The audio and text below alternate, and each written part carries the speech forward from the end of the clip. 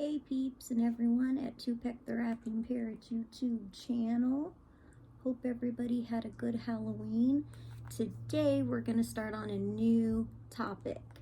And it's one I haven't talked a lot about, and that is the history of the M'ikMaq tribe, which is the tribe that I would be descended from.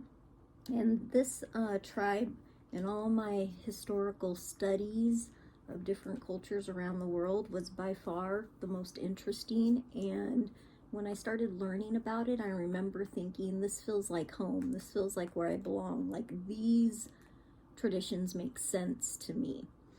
And at one point, when I was younger, I got the chance to go and spend some time with some people from the M'ikMaq tribe in that area of the world, and it was nothing short of feeling like I had come home, to say the very least. So the M'ikMaq tribe was kind of started by a lady named Marie Aubois, and those of us who are Liberties or La Liberté descendants, some of us, probably not all of us, but some of us, maybe from a couple of lines, might be descended directly from her, so directly from the mother of the M'ikMaq tribe. And so I went and learned a whole lot, and the history is just fascinating. So first of all, there's their logo, which is a very beautiful red cross. And the red cross is actually the same cross that you see in the window at Roslyn Chapel in Scotland, for those that know about the Da Vinci Code. And we've talked a little bit about the Da Vinci Code on this channel, because I'm from that too. So I got it twice in one family. Anyhow, so Roslyn Chapel was built by the Sinclair family, who were part of the Knights Templar. And Henry Sinclair was a really interesting guy. He got to know Hugh de Payne, who was with the Templars, and they're the people that helped Robert the Bruce try to keep hold of Scotland at the time. And at one point, Sinclair came over to America, and he met the M'ikMaq tribe, where you know, it's not always this way, where when people from another world come over here to America and meet indigenous people, that it goes well. Like, that history is murky, to say the least. But this is one story that's really beautiful, because the M'ikMaq people and Sinclair just got along so well, and they developed a friendship to the point where they were holding court. Sinclair was holding court with the M'ikMaq tribe. And I find it so amazing that their logo of the red cross for the tribal logo is the same as the cross at Roslyn Chapel. Just because I love both of those histories so much that I just think that's just so beautiful and meant to be. Anyhow, the M'ikMaq tribe has some really interesting practices too. Some of the things that I like best, like when I was back there studying with them and learning from them and learning about this amazing tribe that I'm descended from, I got the opportunity to see how they make their pottery. And they have this beautiful, beautiful red clay pottery. And I ended up coming home with a piece of it, a little clay bowl that later someone broke. And I am still devastated about it all these decades later, because that was kind of like my one piece of home. In a way, you know, I felt like I brought back a little piece of my tribe with me. And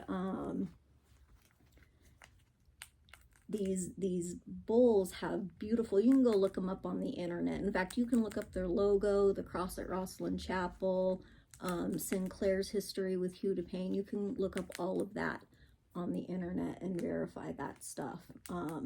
but their clay pottery is just some of the most gorgeous I've ever seen in my life. And I love that little bowl so, so much.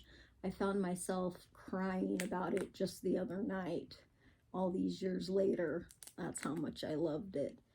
And I used to keep it on display. Anyhow, the other amazing thing I love about this tribe is their music, because I am a big fan of percussion music and drums.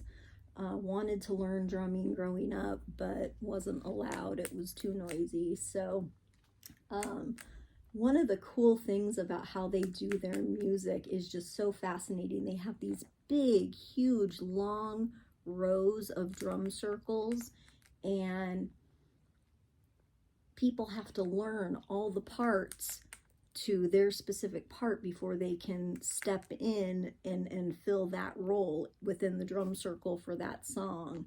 They have songs like Little Thunderman's Tradish. It's available on Apple iTunes. I have the whole album because I love it so much. I listen to it a lot, actually. They have a lot of really amazing like healing prayers and dances. And one of the amazing things about their dancing is their costumes, their outfits, and they wear these little jingly bells on their outfits that are very colorful and beautiful. And these jingly bells are each supposed to be for a prayer of healing. So these jingly bells attached to their costumes are for when they do healing prayer dances. That are just amazing. Like, if you haven't seen people from this tribe doing some of these dances at powwows, like, you can go on YouTube and find that stuff, and it's some amazing dancing. I grew up as a dancer. I can't dance anymore because I can barely walk now in my current medical situation. But I grew up as a dancer and always wanted to be a dancer. I just really didn't get the full chance to do that, or much of anything in my life. I didn't get to finish college, get married, have kids, nothing. My life, I guess, was just to be used by others and thrown away, which is really sad because I spent my life learning history, learning about religion, learning multiple languages, learning about cultures all over the world.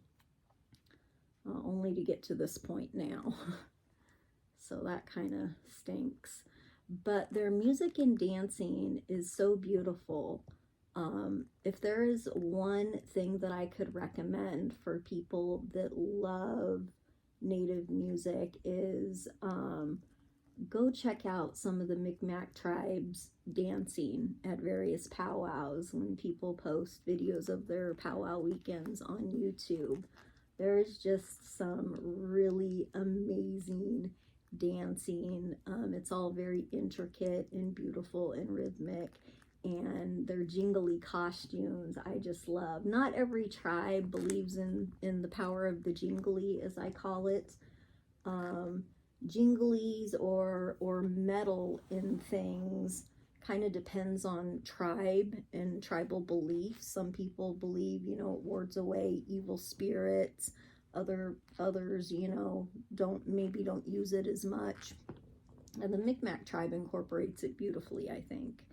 And it's just kind of weird that, like, when you learn about a part of your history and it just feels like so true to who you are, you almost feel like it's just etched in your DNA, that way just makes perfect sense to you.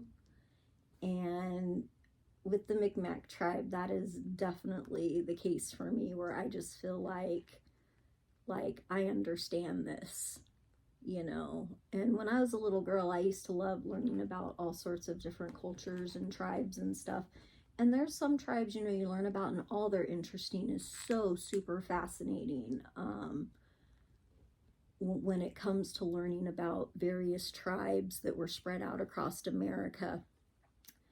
And, but you don't always necessarily resonate with them. Like, when I went and learned about the Sioux tribe,